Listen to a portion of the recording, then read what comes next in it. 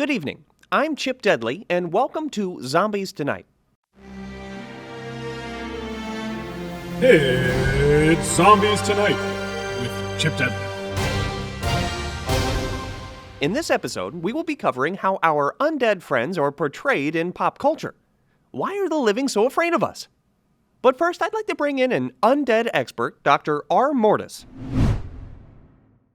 Doctor, what can you tell us about where zombies are thought to have originated from? Thank you, Chip. The term zombie was first documented in 1819. However, the term comes from Haitian folklore. In Haitian folklore, a zombie is a reanimated corpse that was raised from the dead by a boker, or witch, by necromancy, a type of magic. The boker has complete control over the zombie.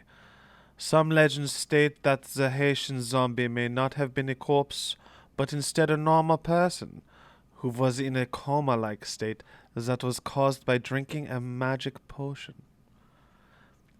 In Haitian culture, there are two types of zombies. The zombie in the physical form and the zombie astral, which had a person's soul. A boker can capture and seal the person's soul inside a bottle to sell for luck. Zombie beliefs also have roots in slavery. Enslaved Africans believed that the voodoo deity Baron Samedi would take them to a beautiful afterlife unless they offended him. If they did offend him, he would turn them into a zombie, a mindless corpse that he had complete control over. In 1932, the first feature-length zombie film White Zombie premiered. It was based on the novel The Magic Island by William Seabrook and takes place in Haiti. Thank you, Doctor, for your insight. Let's go to a commercial, and when we come back, we'll dive into the undead in pop culture. And welcome back. Even before zombies became a phenomenon in pop culture horror, the undead played a role in classic literature. The novel Frankenstein was written in 1818 by Mary Shelley. In the novel, a scientist creates a monster made of dead bodies and brings it to life. In 1921, H.P. Lovecraft wrote Herbert West's Reanimator, a short story about a mad scientist who brought the dead back to life. His monsters were mute and very violent. Then, in 1954, a novel, I Am Legend by Richard Matheson, came out. In the post-apocalyptic story, a pandemic has killed over the human population and people turn into vampire-like creatures. They were stereotypes of old folklore and are blood-sucking, pale-skinned, nocturnal monsters. However, it wasn't until 1968 when George A. Romero is credited with popularizing the zombie as it is typically shown in present-day pop culture. However, Romero never refers to his monsters as zombies during the film. They are called ghouls. He calls them zombies when describing the movie afterwards. The monsters in The Night of the Living Dead are a blend of the undead and vampire lore. The zombies are corpse-like, mindless, and attack living humans by instinct. They can only be killed by damage to their brain, which is a reoccurring characteristic in future films. They are slow, strong, ghoul-like, reanimated corpses. Of course, zombies became popular in video games like Resident Evil around 1996.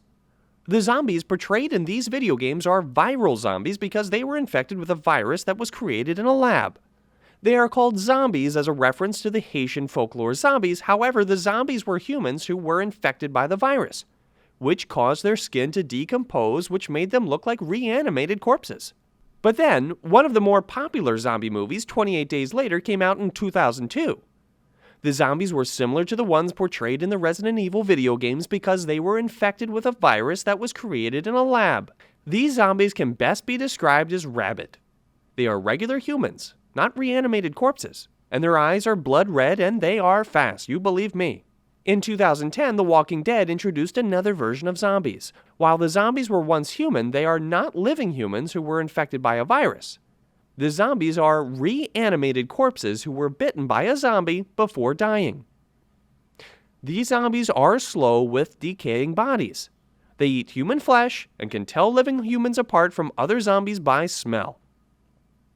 Living characters in the show can somewhat safely move through amongst the zombies if they smell like death themselves.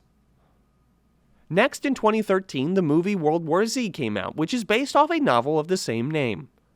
The zombies in this movie version are similar to the ones in 28 Days Later because of their speed. However, the horror increases because now the zombies are semi-intelligent and move and behave like animals. They are attracted by noise and use the sense to help them locate living humans. These zombies will go dormant without stimulation. They also chatter, which adds another disturbing and dark layer to this version.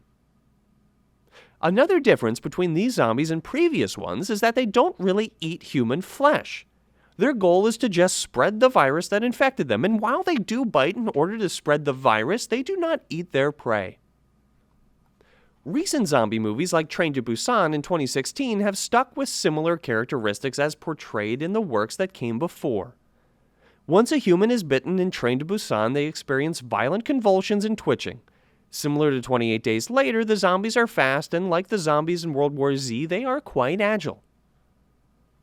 They also adopt a herd mentality, which is shown in The Walking Dead. The zombies also rely on sight and sound to hunt down their prey, and darkness renders them dormant for short periods of time.